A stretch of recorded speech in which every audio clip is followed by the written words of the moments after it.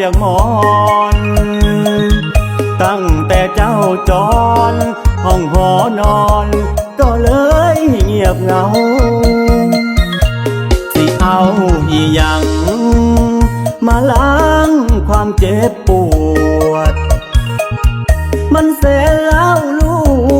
วดเจ็บปวดย้อนคนหักเขาไปมีไม่ซ่อน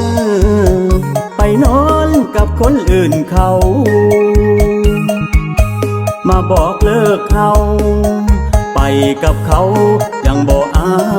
วรเศร้าก็ถอนขอตอนแรงมาก็ปูกินให้ลืมทุ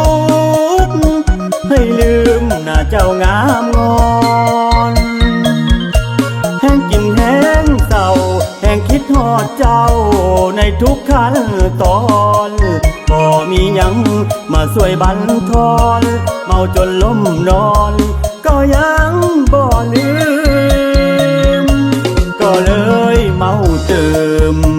ในเมื่อยังลืมบ่ได้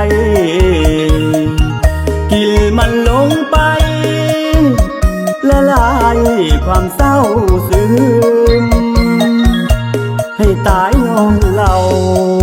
ตายแล้วคือสิลืมหมดความเศร้าซึมคงลืมได้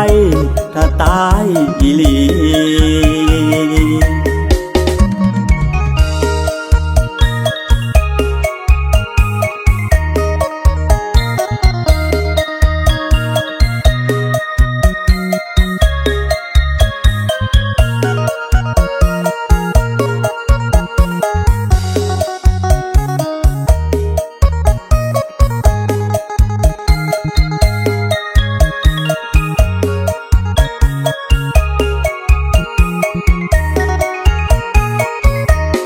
เศร้าก็ถอ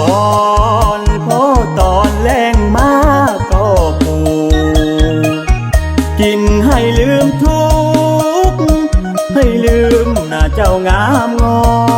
นแห้งกินแห้งเศร้าแห้งคิดทอดเจ้าในทุกขั้นตอนบ่มีหยังมาช่วยบั่นทอนเมาจนล้มนอนก็ยังบ่ลืมก็เลยเมาเติมในเมื่อยังลืมบ่ได้กินมันลงไปละลายความเศร้าซึมให้ตายย้อนเราตายแล้วคือสิลืมหมดความเศร้าซึมคงลืมได้ถ้าตายอีหลี